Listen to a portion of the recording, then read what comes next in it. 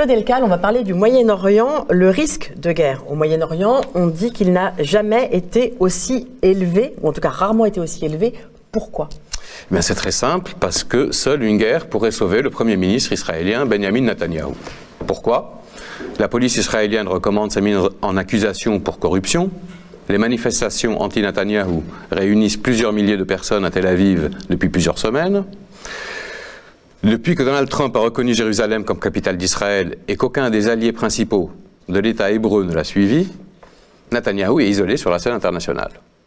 Seule une guerre pourrait faire reculer sa mise en accusation, seule une guerre pourrait faire taire la contestation et unir les Israéliens autour de leur gouvernement, et seule une guerre pourrait attirer à nouveau le soutien de la communauté internationale. Mais si une guerre pourrait sauver Netanyahou, elle serait catastrophique pour l'État d'Israël. Et ça, c'est nouveau, en fait, parce que jusqu'ici, la guerre, pour Israël, c'était souvent la solution. Qu'est-ce qui a changé? Pourquoi c'est plus le cas? Eh bien, parce que l'armée israélienne, qu'on disait invincible, ne l'est plus depuis plus d'une décennie. Depuis sa guerre contre le Hezbollah en 2006, pour être précis. Cette guerre qu'elle a été incapable de gagner et qui a démontré que sa supériorité sur terre comme sur mer était de l'histoire ancienne. Les combattants du Hezbollah avaient repoussé toutes les tentatives d'invasion terrestre et réussi à détruire un navire militaire qui bombardait leur fief dans la banlieue sud de Beyrouth. Aujourd'hui, de l'aveu même de l'expert militaire du journal israélien The Jerusalem Post, le Hezbollah est beaucoup plus puissant qu'il ne l'était en 2006.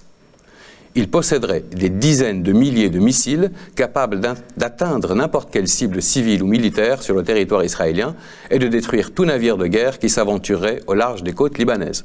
En plus, ces combattants sont de loin plus aguerris par l'expérience qu'ils ont acquis en Syrie. Et depuis que l'avion de chasse israélien a été abattu par un missile syrien le 8 février dernier, la suprématie d'Israël dans les airs fait partie du passé. Oui, parce qu'on rappelle qu'Israël n'avait pas perdu d'avion au combat depuis 1982, pendant la guerre au Liban. Alors, s'il y avait une nouvelle guerre, quelles seraient aujourd'hui les forces en présence?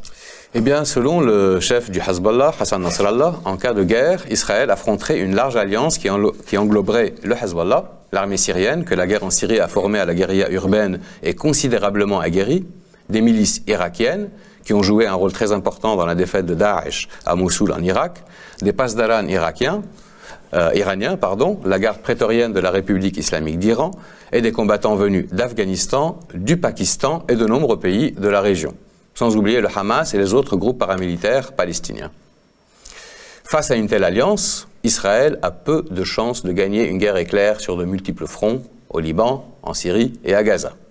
On peut se demander quelles conséquences pourrait avoir une défaite de Tsahal sur tant de fronts pour l'avenir de l'État d'Israël. Est-ce que la survie politique de Benjamin Netanyahou vaut un tel prix? C'est peut-être à l'état-major israélien de répondre à cette question.